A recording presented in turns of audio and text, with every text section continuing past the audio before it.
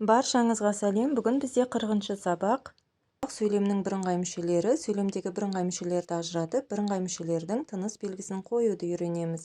35-ші жаттығу: өлеңді нақышына келтіріп оқы.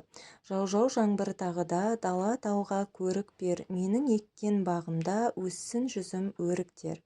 Бірыңғай мүшелерді тап. Бұл жерде бірыңғай мүшелер дала тауға және жүзім өріктер деген сөздер, иә.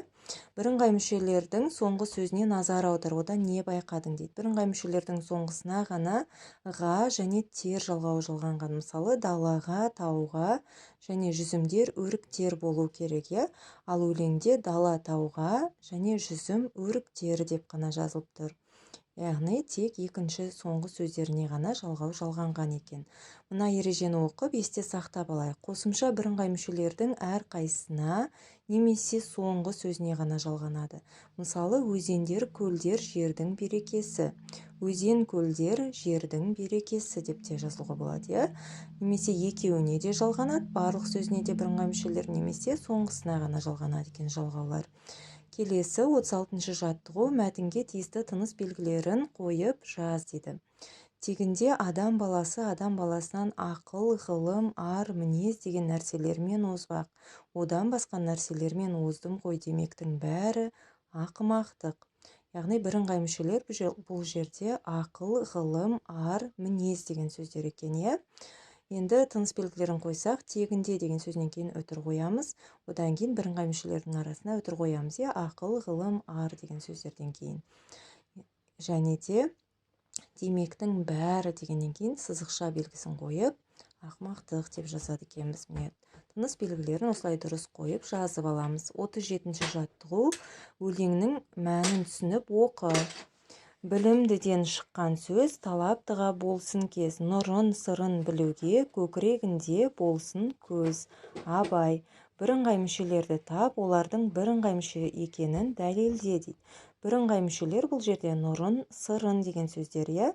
Нені деген бір ғана сұраққа жауап беріп тұр, екеуі де толық дауыш болып тұр екен, иә. Нені деген сұрақ толық дауыштың сұрағы. Білуге деген баяндауышқа қатысты болып тұр. Нұрын, сырын білуге. Не істеуге? Білуге. Нені білуге? Нұрын, сырын деп осылай өзіміздің бірыңғай мүше екенін дәлелдеп айтып көрсек болады екен. Келесі 38-ші жаттығу: сөйлемдерді көшіріп жаз. Серік пен Сәкен театрға бірге келді. Орманда аю, түлкі, қасқыр және сілеусіндер кездеседі. Олардың бақтарынан алма, алмұрттың, шие мен шабдалының неше түрін кездестіресің. Күндіз де, түнде де қар жауды. Бірыңғай мүшелерді тап, қандай жағдайда олардың арасына өтір қойылмағанын байқа дейді. Бірыңғай мүшелердің арасына пен және мен деген шылаулар тұрған соң өтір қойылмаған. Міне, Серік пен Сәкен дегенде екеуінің ортасында пен деген шылау тұр. Сол себепті өтір қойылмайды. Қасқыр және сілеусіндер дегенде және деген шылау өтір қойылмайды, шылау тұрғаннан кейін. Және шие мен шабдалының мен деген шылау тұр, өтір қойылмайды екен бұл жерге де. Енді бұны өстіп дәлелдеп айтып көрсек болады. Серік пен Сәкен бірыңғай мүшелер. Кім деген бір сұраққа жауап беріп, бірыңғай бастауыш боп келді деген баяндауышқа қатысты болып тұр.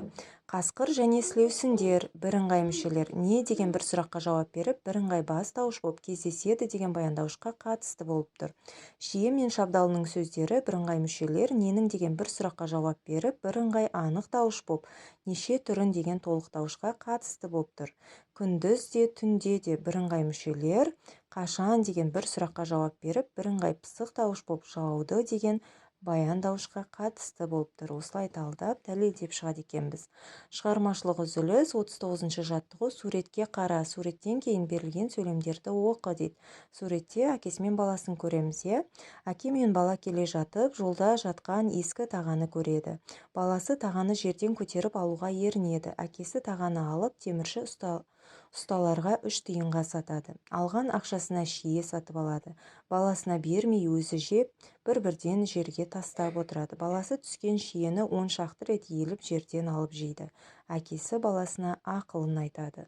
Ыбырай Алтынсариннен.